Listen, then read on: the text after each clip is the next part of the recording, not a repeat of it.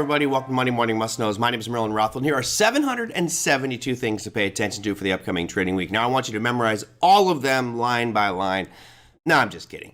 Good news for most of you is that 767 of these are coming in the forms of an earnings announcement. That's where we start our week off. As I mentioned, 767 reporting this week, and there are a few larger names out there, but again, most of the big stuff is out of the way. We start things off on Tuesday. That's right, Monday, kind of boring. Tuesday, you've got Home Depot, Baidu, and Keysight Technologies. Wednesday brings you Cisco, Target, and TJ Maxx, as we do have a lot of retail companies reporting this week. Thursday brings you Alibaba, Walmart, Applied Materials, Decker Outdoors, and Ross Stores. And on Friday, you've got John Deere and Foot Locker, and that pretty much is all your earnings. Nothing too exciting on that list. Maybe the Walmart and Target battle would be interesting, especially seeing how the sales are going with all the issues with China, etc. But really, the focus will be on retail sales. And that, my friends, is where we shift to next, which is the retail sales numbers coming out this week. As you can see here, this goes back into 2018, and generally retail sales are fairly flat. Of course, the whole pandemic thing messed everything up with these wild fluctuations, and now on the hard right edge, you can see it's kind of consolidated and gotten back to its normal flat level. Now, what is concerning is that the past couple of readings for retail sales have both been negative. The previous one was at negative 1%. We don't want to see that as an expanding economy. Of course, we want GDP to be growing, so we'd like to see the retail sales numbers higher. The good news is that the expectation right now is that retail sales are going to go from negative 1% to a positive 0.7%, as you can see by that little red arrow there. So that's actually really good news for anybody looking at the macro picture of the markets and thinking we need to have retail sales increase. Of course, we don't know if that's officially going to be released at that number, but the expectation right now is that the retailers are doing slightly better. Now, one of the components that makes up a big chunk of GDP and economic growth is housing markets. So we'll focus on our housing markets next, which is going to be a pretty busy week for anything to do with housing. There's really 4 announcements coming out. The first one is the NAHB Housing Market Index, which is the National Association of Home Builders.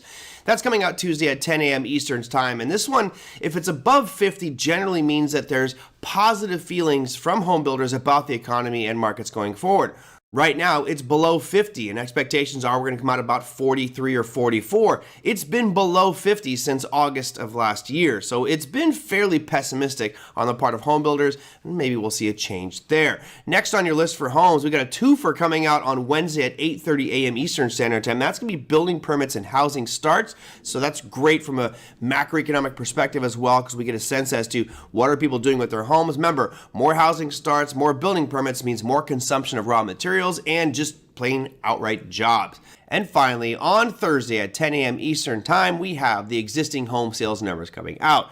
Now, of course, with mortgage rates rising as they have been and slowly drifting down, I might add, there's a lot of speculation on what those existing home sales numbers will be. Now, of course, this is really important because it's jobs, it's wealth, right? If we see existing home sales slide, that means that more people are going to lower their prices, and of course, that's wealth deterioration. If we see existing home sales surge, that means that people are most likely demanding homes, prices rise, and wealth grows. So this wealth component of our economy, definitely looking at the existing home sales numbers coming out on Thursday. And our final piece of information.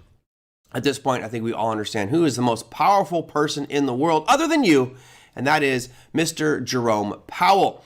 Now, he doesn't look so excited in this picture, and who knows what he's going to say, but there is a speech that he's going to be giving this week, and it is a pretty important one. As you can see here, he will be giving a presentation, actually a panel discussion, on the perspectives on monetary policy at the Thomas Laubach Research Center. That's Friday at 11 a.m. Eastern Time.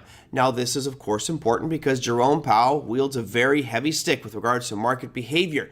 And if he says something during that panel discussion which spooks the market, we could see a lot of volatility. Now, there's no way to anticipate exactly what's going to be said. Generally, he is going to paint a more positive picture for the markets, and that's what most economists believe.